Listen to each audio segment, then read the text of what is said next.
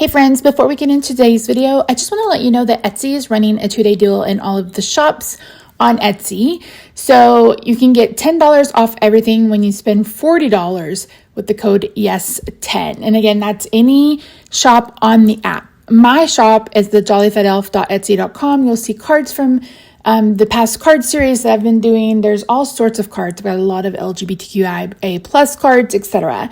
So yeah, be sure to check that out. And now let's get into the video.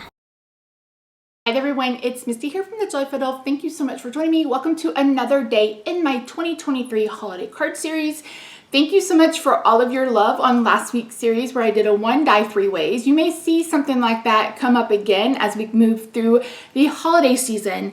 But in today's video, I'm starting another tiny little series. And this week, all of the cards are what I consider elegant. Now, if you've seen any of the videos I've done so far in this series, you know that my style leans more toward whimsical and cute. I like all of it, like all of the whimsical and cute. But I do love to make a fancy card every now and then, and that's what I have for you this week. So every card this week is going to be what I consider elegant. You'll have to let me know if you agree with me in the comments down below. I'm also going to share a different technique every day. So in today's card, I'm going to share with you the Letterpress. I have a Letterpress, which is the Letterpress system from Spellbinders. I'm also going to share with you how you can do shimmer watercolor without having to buy specific watercolors. And yeah, I really love how this card turned out. It's very floral. It's very beautiful. I think you guys are going to love it. So yeah, so you'll get a video today, a bonus video tomorrow, and then Wednesday and Thursday. So Wednesday, we're going to be doing some heat embossing, and then on Friday, we're going to be making some shaker elements. So yeah, so elegant this week.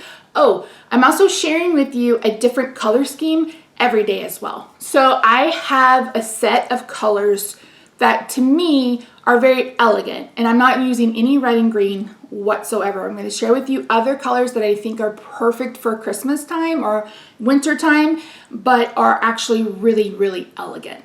So yeah. Again, you'll have to let me know what you think in the comments down below. If you're new, I've gotten some new subscribers. Thank you so much for joining us. I really do appreciate you. Be sure to say hi so I can formally welcome you to Elfie Land.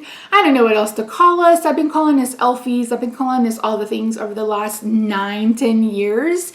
If you want to see 8 more years of holiday card series, I have a playlist on my channel.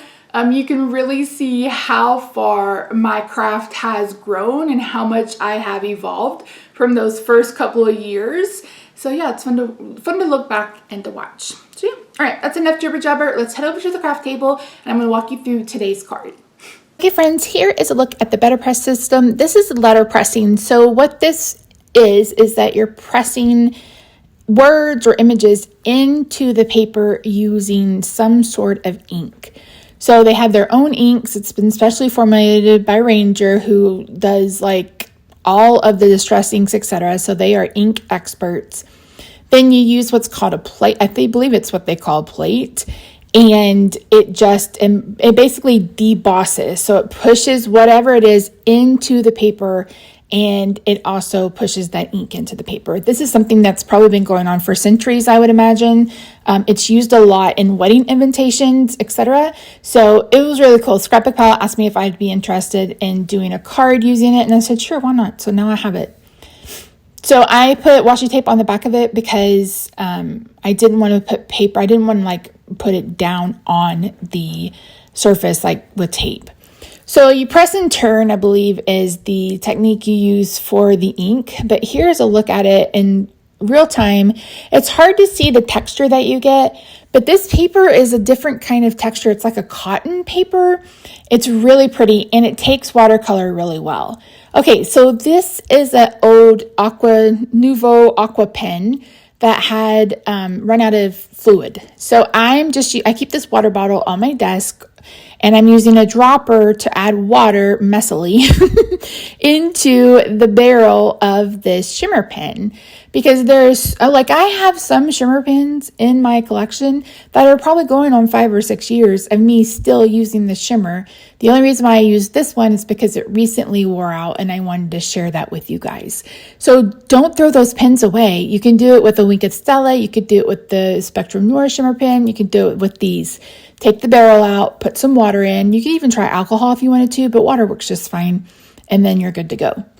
So we're going to be watercoloring with ink today. So I pulled out a bunch of Gina K, and then I pulled in a couple from Pink Fresh Studio. And I'm just swatching on the paper to see what colors I want. As I mentioned in the intro, this color scheme is pink, navy, and green. Now you could add a metallic. You could either add silver or you could add gold. Both would be beautiful with this color story. So when I first started, I was using not a good enough ink. So it wasn't dark enough. So I brought in a different one. And I think this is blushing pink or something from Gina K. It looks nothing like the lid. Nothing like the lid. But here you can see we're finally getting some color. So you're going to put the ink onto an acrylic block. And then you saw me squeeze just a little bit of water into it. You mix it together and then you put it on the paper. And it's that simple. And it's absolutely gorgeous. I'll show you in real time in just a minute. So initially I was using that waffle flower thing to hold this paper, but I am a paper turner. So I need to be able to turn the paper when I want to, and I couldn't with that. And here you see me being a little frustrated because I think I colored leaves pink that were supposed to be green. But I mean, it's fine in the end. It's fine in the end. If I didn't mention it, I did a video for Scrapbook Pal. I think that went live today. If it did, I will have the link down below. And if I didn't, it'll come soon. And here you can see all the sparkle and shine. It's so pretty in person, you guys. It's so gorgeous.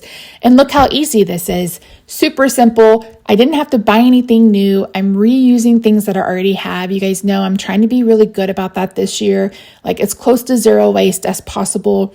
And rather than this end up in a landfill or whatever, we're going to reuse it. And like I said, I'll probably get 5, 6, 7 years out of these, like for real. Now, if you're shimmer watercoloring every day, that's a little bit different. Now, I will say I did get some of the, is it Uli watercolors? I did a grab bag. It was interesting. It's an interesting mix. I'll share those with you at some point. But I am fascinated by her watercolors because she uses a lot of the same pigments that I have in eyeshadows. And I'm like, oh, that's real pretty. So when I'm ready to change colors, I just use my paper towel, which is dry, and I wipe it off the block, and then I wipe off my brush on the paper towel as well.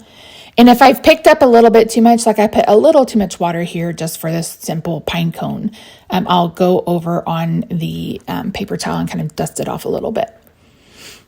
So again, you can use any ink with this. Pigment ink would work great. I mean, pigment ink is fantastic anyway. So, I forgot. I forgot a little bit of the greenery and I didn't want to put it down. So yeah. For the berries, I wanted to do navy, and this is one that I picked up way too much. So I had to wipe it on the paper towel. These, I know they're supposed to be holly berries, but in my head, they're blueberries. And they just turned out so stinking cute. And what I love about these brush pens is that the tip of them is still fairly fine.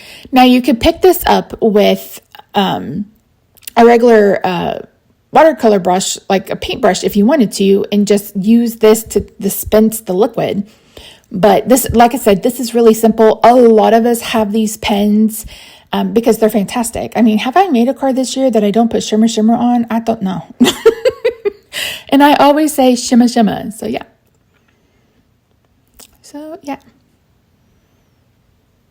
And again, you can go back and you can add dimension. You can pull it out like you would regular watercolor. There's so many things that you could do with this. I think you could probably do a background like ink smooshing or whatever if you wanted to do like that on a bigger block, etc. So I feel like there's a lot of things that you could do for this.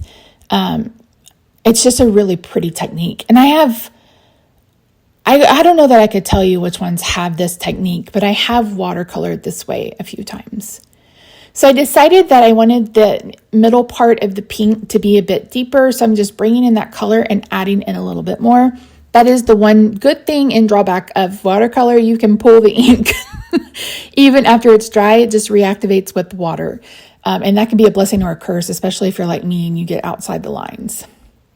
So I have this dot marker from Zig, and I thought I really want kind of like an ivory color for this baby's breath, which I feel like is baby's breath. And that worked out perfectly. Again, I just dotted it on so if you have markers, you can use not Copics don't work like this. Well, I don't think they do. Maybe I should try that. Well, no, because they have to move in alcohol, and this is not alcohol, this is water. So this paper will take some watercoloring. I don't think it'll take a lot of water, but I definitely think it'll take some water. So yeah, I really, really loved how this turned out. I am drying this to kind of speed up the drying time, number one. And plus I wanted to go around it in a light blue, like I always do. Now, here is the one thing that I regret doing. I wish I had done the blue border with just regular water, not with the watercolor, the shimmer watercolor, because then the whole thing is shimmery rather than just the greenery shimmery. So if you do this, that's what I suggest. I suggest just going around it with just plain water, blue paint, etc. And just try to be really careful that you're not pulling that color away from like the blue, etc. I did my very best not to get it, and it's not very noticeable here, but you can really see it when you get up close with the pictures. So that's going to be the last of the coloring, and now we're going to move on to the assembly of the card. So I am going to cut this out with a large stitch rectangle die. This one is from Pink and Main. And then I'm going to bring in some paper. I couldn't figure out what I wanted to do for like a layer for this. I kind of went back and forth, hemmed and hawed a little bit, but I decided to go ahead and bring in my big old basket of glitter. I have a big basket of glitter paper, and I'm going to go through that. I finally used that the right way, by the way. All right, here's my basket of glitter. Initially, I thought maybe gold, because that's what I said. You could bring in a gold or a silver, but I decided to go ahead and bring in the pink to bring out more of the pink in that poinsettia.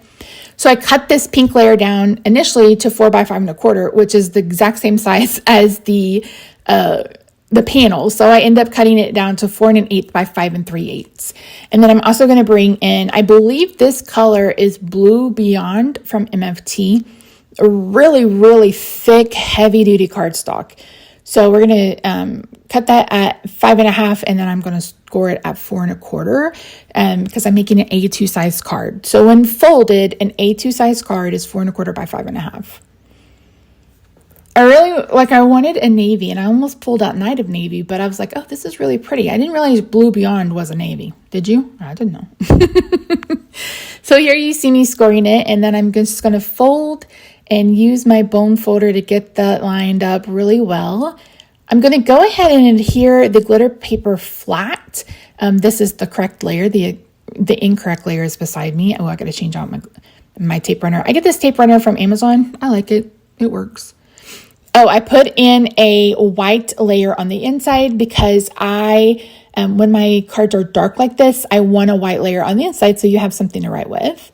And then I'm going to use Scotch tape, mounting foam on the back of this to pop it up. I wanted it popped up, but also because the paper did get a little warped when I was watercoloring it. Sorry that you see my drink on screen, but I got a new fancy monitor holder for my laptop, so maybe I can start live streaming here. And I had to move everything around, and it took away the spot for my cup.